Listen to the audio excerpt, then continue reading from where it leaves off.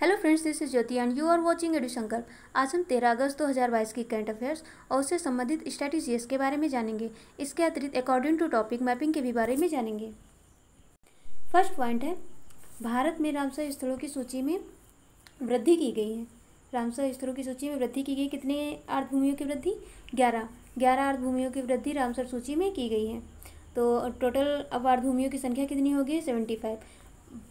इस वर्ष 75वां स्वतंत्रता का अमृत महोत्सव मनाया जा रहा है, तो 75वें स्वतंत्रता के अमृत महोत्सव में आर्द्रभूमियों की संख्या 75 हो गई। रामसर स्थलों में आर्द्रभूमियाँ कितनी हो गई? 75 क्यों? 75वां हम लोग स्वतंत्रता दिवस मनाएंगे। तो अब तमिलनाडु में टोटल कितनी आर्द्रभूमियाँ बढ़ी हैं? 4। इसके साथ साथ उड़ीसा में 3, जम्मू और कश्मीर में 2, मध्य प्रदेश और महाराष्ट्र में 1 जो बढ़ी हैं। सब तीनों को, चारों को जोड़ लिया जाए तो 11। 4 3 7 दोनों 2 11 1 1। ये रहे आपके सामने रामसर स्थल। टोटल 11 रामसर स्थल जोड़े गए हैं। तो पहला है टाम्परा झील। टाम्परा झील उड़ीसा में पड़ता है। हीराकुंड जलाशय उड़ीसा में। हीराकुंड जलाशय महानदी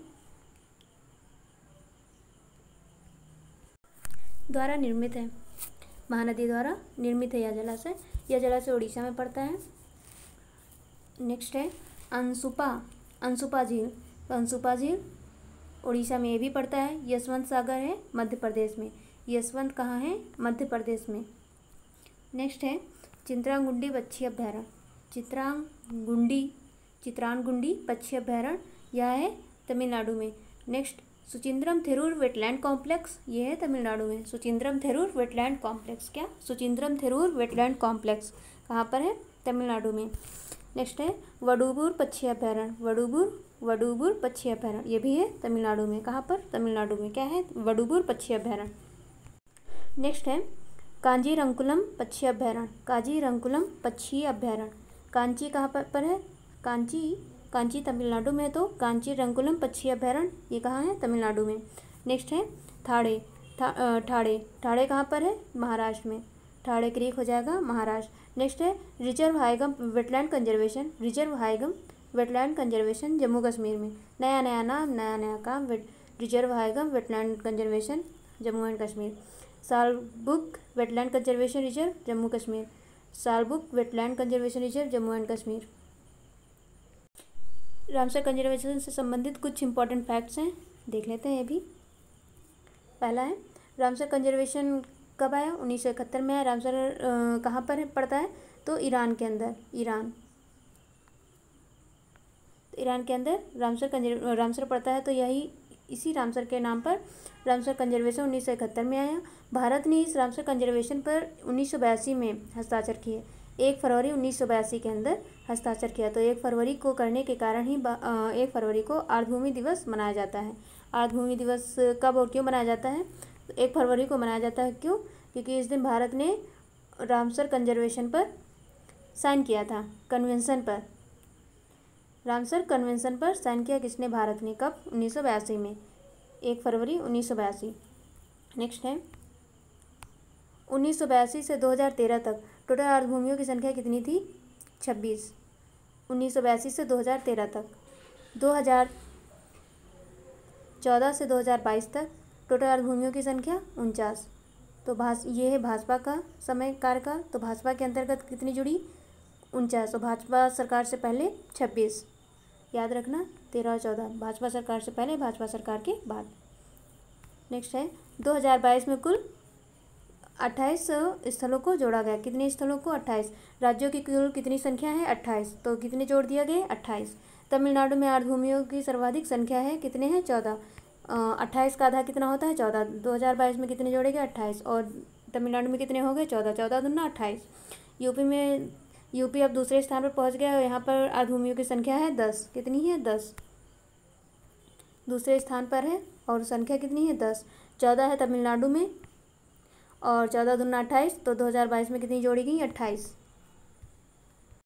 ये रही रामसर वेटलैंड्स।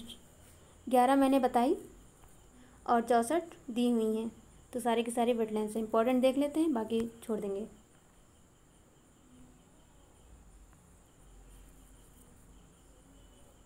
वुलर लेक कहाँ पर पड़ता है? जम्मू कश्मीर। वुलर लेक भारत की सर्वाधिक मीठी झील भी कहते हैं इसको, तो वुलर लेक हो जाएगा। फिर होकेसर वेटलैंड, होकेसर वेटलैंड कहाँ पर पड़ता है? जम्मू कश्मीर में। सुनिनसर मानसर लेक कहाँ पड़ता है? ये भी जम्मू कश्मीर में। नेक्स्ट है तसोकर वेटलैंड, तसोकर वेटलैंड, ये भी जम्मू कश्मीर में। देपुर बिल, ये पड़ेगा अपना असम में। नेक्स्ट रोपर लेक, ये पड़ेगा पंजाब में। और सुल्तानपुर ये पड़ेगा हरियाणा में, सुल्तानपुर हरियाणा। सारे सुल्तान कहाँ पाए जाते हैं? हरियाणा में। Thol lake wildlife sanctuary कहाँ पर है? गुजरात में। Thol lake wildlife sanctuary Gujarat में। खिजड़िया वाइल्ड लाइफ सेंचुरी ये भी गुजरात में। केवलादेव घना पक्षी विहार ये राजस्थान में। सांभर लेक राजस्थान में।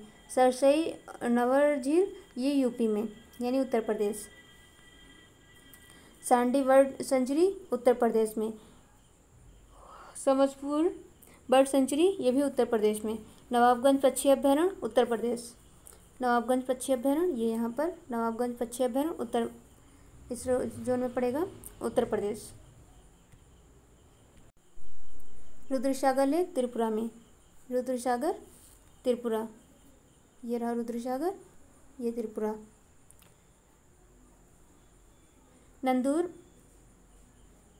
नंदूर पड़ता है महाराष्ट्र में। लोनार झील ये भी महाराष्ट्र में। लोनार महाराष्ट्र।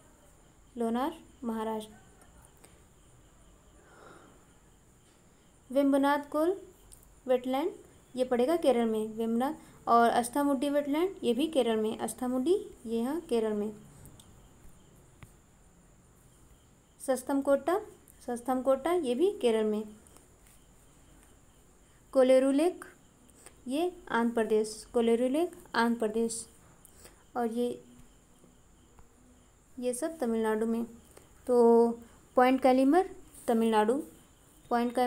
तमिलनाडु। गल्फ ऑफ मन्नार ये भी तमिलनाडु में।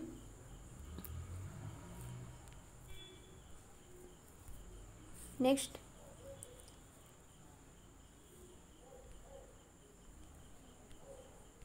लोकटक झील ये मणिपुर में। इसे तैरती हुई झील भी कहते हैं। चिल्का झील उड़ीसा में। सतकोसिया गॉर्ज ये भी उड़ीसा में। नेक्स्ट है सलमान रुश्दी पर जानलेवा हमला किया गया है। सलमान रुश्दी एक लेखक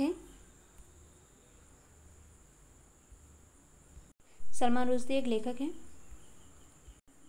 और इन पर अमेरिका यानी कि न्यूयॉर्क के अंदर हमला किया गया। हर घर तिरंगा के अंतर्गत एक बात है, हर घर तिरंगा के अंतर्गत अब रात में भी झंडा फहराया जा सकता है। रात में, अभी तक रात्र में झंडे को फहराया नहीं जा सकता था, लेकिन इसमें संशोधन किया गया है और रात में भी झंडे को फहरा सकते हैं। ये रहा अमेरिका, उत्तरी अमेरिका, नॉर्थ अमेरिका। तो अमेरिका और कनाडा के बीच में 49 डिग्री समानांतर रेखा है। 49 डिग्री समानांतर रेखा अमेरिका के उत्तरी अमेरिका के पश्चिम साइड में रॉकी पर्वत श्रेणी पाई जाती है, रॉकी पर्वत श्रेणी। और मैक्सिको के अंदर एक चिहुआहुआन खान है, चिहुआहुआन, जो चांदी के लिए जानी जाती है, चांदी के लिए फेमस है। यहाँ पर चांदी सर्वाधिक मात्रा में पाया जाता है। अमेरिका और मैक्सिको के बीच में रियो ग्रांडे नदी पड़ती है। रियो ग्रांडे नदी अमेरिका और यूएसए के बीच में प्राकृतिक सीमा बनाती है। ये इस जोन में रियो ग्रांडे नदी पड़ती है। अगर पूछा जाए कोलोराडो का पठार कहाँ पर है, तो कोलोराडो का पठार यूएसए में पड़ता है, यहाँ पर। और कोलोराडो में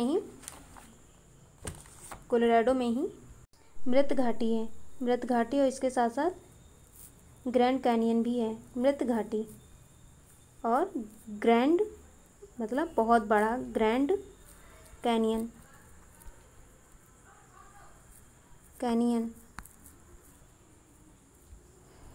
पूछा जाए मोजावे मरुस्थल और सोनोरन मरुस्थल कहाँ पर पाया जाता है, तो यूएस उत्तरी अमेरिका के अंतर्गत सोनोरन और मोजावे मरुस्थल पाया जाता है। ये यहाँ पर सोनोरन हो जाएगा और नीचे ऊपर मोजावे हो जाएगा और नीचे सोनोरन मरुस्थल पाया जाता है।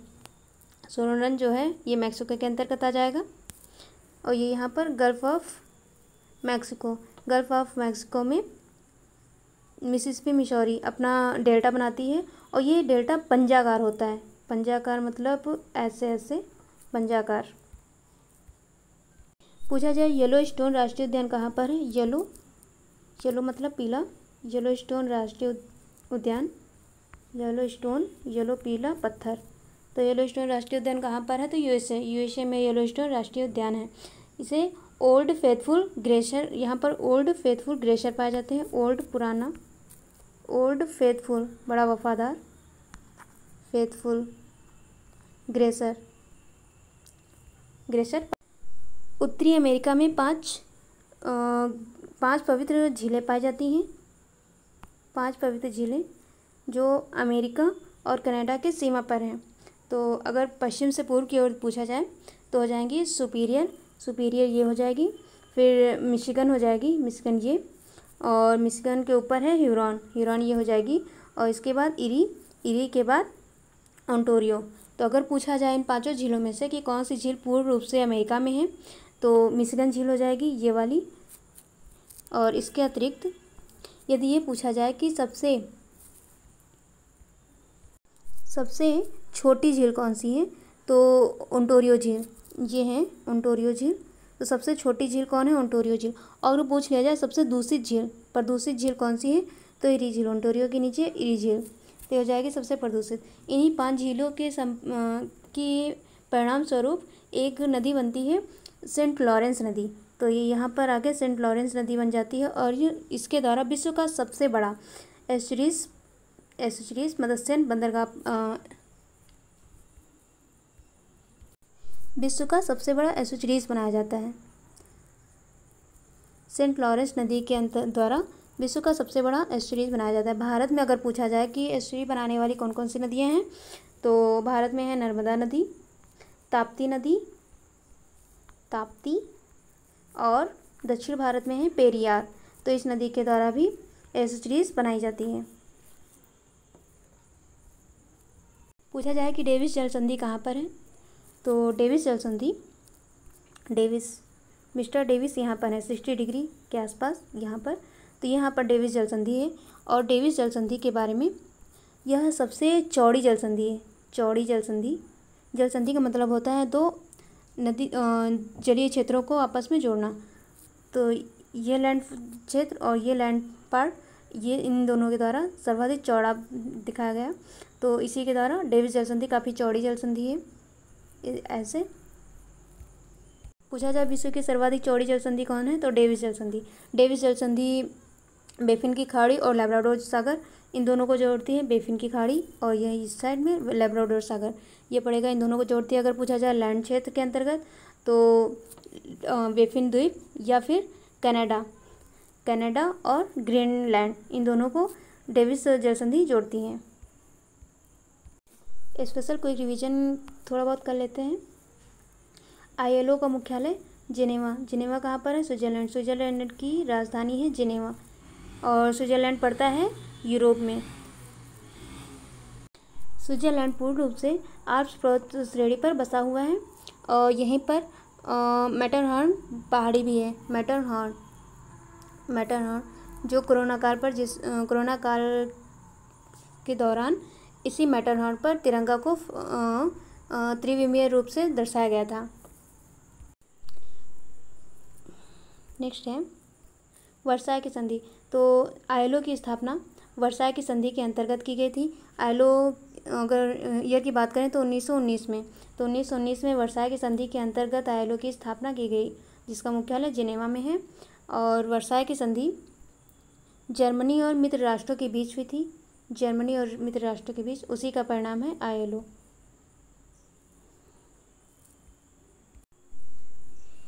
आईएलओ का कन्वेंशन आईएलओ के अंतर्गत एक कन्वेंशन है 82, इसका संबंध बाल श्रम से है। ये कन्वेंशन काफ़ी इम्पोर्टेंट है, याद रखिएगा।